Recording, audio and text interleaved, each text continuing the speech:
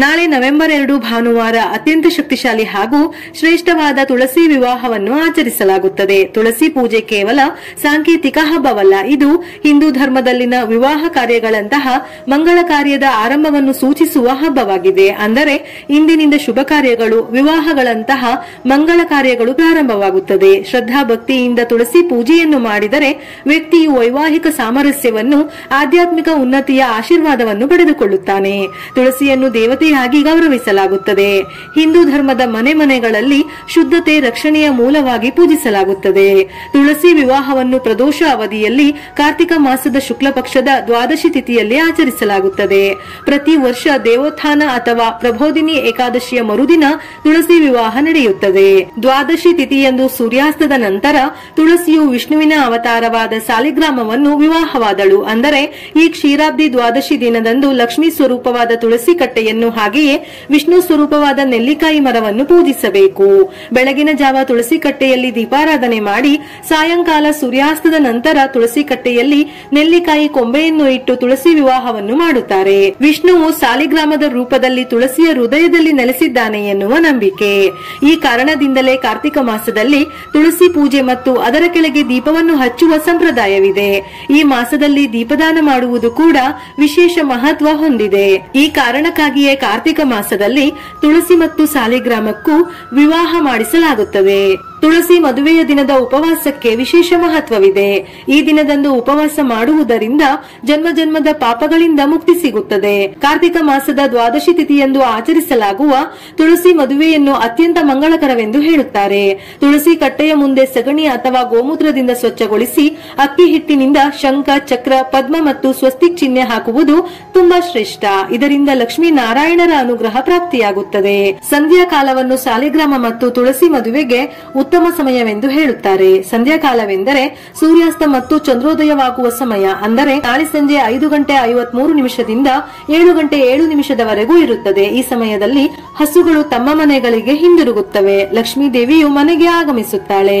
ಸಾಲಿಗ್ರಾಮ ಮತ್ತು ತಾಯಿ ತುಳಸಿಯ ಮದುವೆಯು ಮುಸ್ಸಂಜೆಯಲ್ಲಿ ನಡೆಯುತ್ತದೆ. ಇದನ್ನು ಪವಿತ್ರ ಸಮಯವೆಂದು ಹೇಳುತ್ತಾರೆ. ಎಲ್ಲಾ ದಾನಕ್ಕಿಂತ ಶ್ರೇಷ್ಠವಾದ ದಾನವೆಂದರೆ ಕನ್ಯಾದಾನ. ಹೆಣ್ಣು ಮಕ್ಕಳಿಲ್ಲದ ದಂಪತಿಗಳು ತುಳಸಿ ವಿವಾಹವನ್ನು ಮಾಡಿದರೆ ಕನ್ಯಾದಾನ ಮಾಡಿದಷ್ಟೇ ಫಲ ಪ್ರಾಪ್ತಿಯಾಗುತ್ತದೆ ಎಂದು ಹೇಳುತ್ತಾರೆ.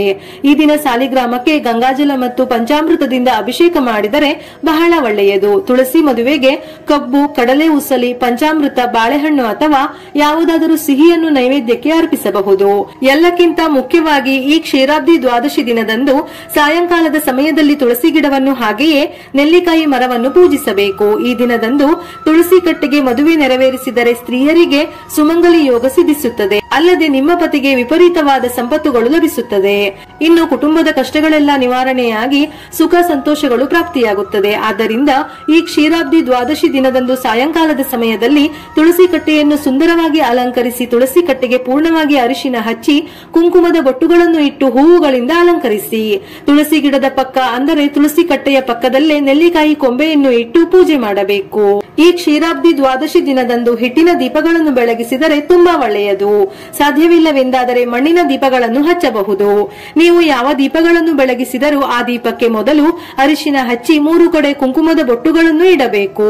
ಈ ದ್ವಾದಶಿ ಪೂಜೆಯಲ್ಲಿ ಕಡ್ಡಾಯವಾಗಿ 2 ದೀಪಗಳನ್ನು ಬೆಳಗಿಸಬೇಕು. ನಾಳೆಯ ದಿನ ನೆಲ್ಲಿಕಾಯಿಯಿಂದ ದೀಪಾರಾಧನೆ ಮಾಡುವುದು. ಅಕ್ಕಿ ಹಿಟ್ಟು, ಬೆಲ್ಲ, ಹಾಲಿನಿಂದ ದೀಪವನ್ನು ತಯಾರಿಸಿ ಅದಕ್ಕೆ ತುಪ್ಪವನ್ನು ಹಾಕಿ ದೀಪ ಬೆಳಗುವುದು. ಇದು ಸಾಧ್ಯವಿಲ್ಲವೆಂದಾದರೆ ದೊಡ್ಡ ಮಣ್ಣಿನ ದೀಪಕ್ಕೆ 9 ಬತ್ತಿಗಳನ್ನು ಬಿಡಿಬಿಡಿಯಾಗಿ ಇಟ್ಟು ತುಪ್ಪದಿಂದ ದೀಪಾರಾಧನೆ ಮಾಡುವುದು. ಮೇಲೆ ಹೇಳಿದ ದೀಪಗಳಲ್ಲಿ ನಿಮ್ಮ ಅನುಕೂಲಕ್ಕೆ ತಕ್ಕಂತೆ ದೀಪ ಬೆಳಗಿ. ನಾಳೆ ಸಂಜೆ ತುಳಸಿ ಮದುವೆಯ ಸಮಯದಲ್ಲಿ ಪತಿ ಪತ್ನಿಯರಿಬ್ಬರು ಸೇರಿ ತುಳಸಿ ಮಂಗಳಾಷ್ಟಕವನ್ನು ಪಠಿಸುವುದು ಅತ್ಯಂತ ಶ್ರೇಷ್ಠ, ಮಂಗಳಕರ. ಇದರ ಪಠಣದಿಂದ ಪತಿ ಪತ್ನಿ ಸಂಬಂಧದಲ್ಲಿ ಮಾಧುರ್ಯವನ್ನು ತರುತ್ತದೆ. ವೈವಾಹಿಕ ಜೀವನದಲ್ಲಿ ಯಾವುದೇ ಒಂದು ಸಮಸ್ಯೆಗಳಿದ್ದರೂ ಕೂಡ ಅದು ಪರಿಹಾರವಾಗುತ್ತದೆ. ಯಾವುದೋ ಅಜ್ಞಾತ ಭಯವು ನಿಮ್ಮನ್ನು ಕಾಡುತ್ತಿದ್ದರೆ ಅಥವಾ ಗ್ರಹ ದೋಷಗಳಿಂದ ಪ್ರಗತಿಯನ್ನು ಸಾಧಿಸಲು ಸಾಧ್ಯವಾಗದೇ ಇದ್ದರೆ ತುಳಸಿ ಪೂಜೆಯ ದಿನದಂದು ಹಳದಿ ಬಣ್ಣದ ದಾರವನ್ನು ತೆಗೆದುಕೊಂಡು ಅದಕ್ಕೆ 108 ಗಂಟುಗಳನ್ನು ಕಟ್ಟಿ ನಂತರ ಅದನ್ನು ತುಳಸಿ ಗಿಡಕ್ಕೆ ಕಟ್ಟಿ ಬಳಿಕ ವಿಧಿವಿಧಾನಗಳ ಪ್ರಕಾರ ತುಳಸಿಯನ್ನು ಪೂಜಿಸಿ. ಇದು ನಿಮ್ಮ ಜೀವನದಿಂದ ಅಡೆತಡೆಗಳನ್ನು ತೆಗೆದುಹಾಕಿ ಭಯವನ್ನು ನಿವಾರಿಸುತ್ತದೆ. ತುಳಸಿಯ ಮುಂದೆ ಸಿಹಿ ನೈವೇದ್ಯವನ್ನು ಇರಿಸಿ ಬಳಿಕ ತುಳಸಿಗೆ ಮತ್ತು ಸಾಲಿಗ್ರಾಮಕ್ಕೆ ಧೂಪ ದೀಪ ಆರತಿಯನ್ನು ಮಾಡಿ ತುಳಸಿಗೆ 5 ಅಥವಾ 7 ಪ್ರದಕ್ಷಿಣೆಯನ್ನು ಹಾಕಬೇಕು. ನಾಳೆಯ ದಿನ ತುಳಸಿ ಪೂಜೆಯ ನಂತರ ಆಯುರ ಆರೋಗ್ಯ ಆಯುಷ್ಯವನ್ನು ಕೊಟ್ಟು ಕುಟುಂಬದವರನ್ನು ಕಾಪಾಡು ಎಂದು ತುಳಸಿ ದೇವಿ ಮತ್ತು ಲಕ್ಷ್ಮೀ ನಾರಾಯಣನಿಗೆ ವಿಶೇಷವಾಗಿ ಪ್ರಾರ್ಥನೆಯನ್ನು ಮಾಡಬೇಕು. ನಾಳೆಯ ದಿನ ನೆಲ್ಲಿಕಾಯಿ ಮರವನ್ನು ಪೂಜಿಸಿದರೂ ಸಹ ದ್ವಿಗುಣ ಪುಣ್ಯ ಫಲ ಲಭಿಸುತ್ತದೆ.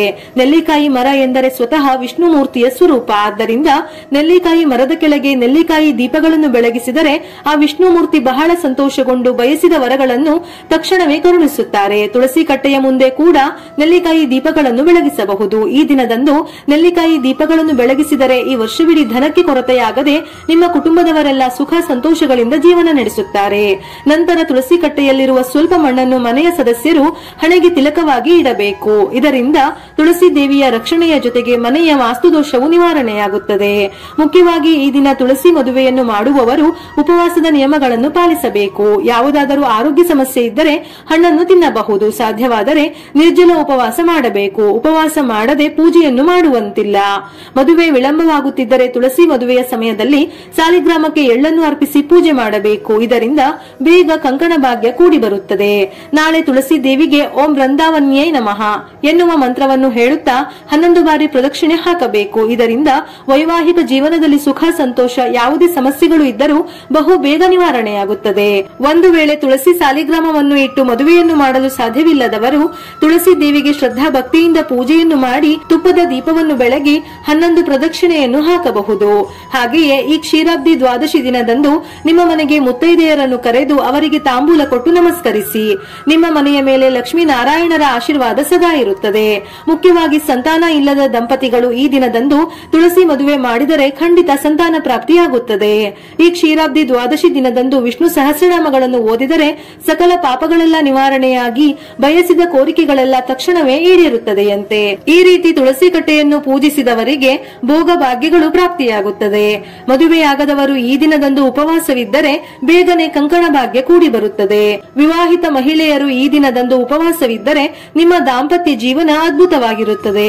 ತುಳಸಿ ಸಾಲಿಗ್ರಾಮ ಮದುವೆಯನ್ನು ಅಥವಾ ತುಳಸಿ ಪೂಜೆಯನ್ನು ಮಾಡುವುದರಿಂದ ಕನ್ಯಾದಾನದ ಫಲಪ್ರಾಪ್ತಿ, ಉತ್ತಮ ಸಂತಾನ, ಕಂಕಣ ಭಾಗ್ಯ, ತುಳಸಿ ಮತ್ತು ಲಕ್ಷ್ಮೀ ನಾರಾಯಣರ ಅನುಗ್ರಹದಿಂದ ಮನೆಯ ವಾಸ್ತು ದೋಷ ನಿವಾರಣೆಯಾಗುತ್ತದೆ.